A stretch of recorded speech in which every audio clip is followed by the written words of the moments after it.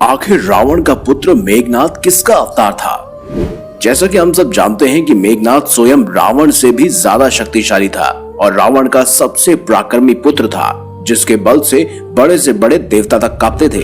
कहते हैं इंद्र को परास्त करने के कारण ही ब्रह्मा जी ने इनका नाम इंद्रजीत रखा था।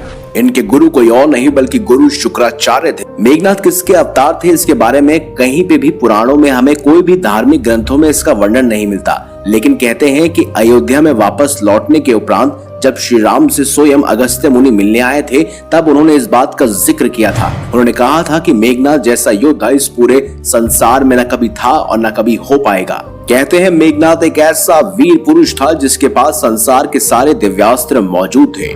वो तो अच्छे कर्मों और धर्म की तरफ नहीं बढ़ा, नहीं तो युगों युगों तक उसकी पूजा होती। तो इससे ये साफ जाहिर होता है कि मेघनाद का कभी न तो कोई अवतार था और न ही कभी उन्होंने जन्म लिया था। कहते हैं कि 10,000 हाथियों की शक्तियों के बदौलत ही एक बार भीम ने नदी के विशाल प्रवाह को भी रोक दिया। आखिर कैसे मिली उनको इतनी ताकत? दोस्तों, एक बार बचपन में दुर्योधन ने भीम को मारने के लिए उनके खाने में जहर मिला दिया। जब भीम ये विष भरा खाना खाकर बेहोश हो गए, तब दुर्योधन ने दुशासन के साथ मिलकर उनको गंगा नदी में फेंक दिया। भीम मूर्छित अवस्था में ही पानी के रास्ते नागलोक पहुँच गए। वहाँ सांपों ने उन्हें खूब डसा, जिसके प्रभाव से उनके शरीर से विष का असर कम हो गया। इसके बाद जब भीम को होश आया तो वह आसपास भयंकर सांपों को देखकर उन्हें मारने लगे, जिससे डर कर सभी सांप नागराज वासुकी के पास गए। नागराज वासुकी आर्यक नाग के साथ खुद भीम के पास गए। वहां जाते ही आर्यक नाग ने भीम को पहचान लिया। दरअसल आर्यक नाग भीम के नाना थे। इसके बाद वो भीम को अपने साथ नागलोक ले गए। वहां उन्होंने नागराज वासुकी से भीम को उन कुंडों का रस पिलाने की आज्ञा मांगी जिसमें 1000 हाथियों का बल था। भीम 8 कुंडों का रस पीकर एक दिव्य सैया पर सो गए। नागलोक में भीम 8 दिनों तक सोते रहे और जब वो जागे तो उनमें 10,000 हाथियों की शक्ति आ गई थी।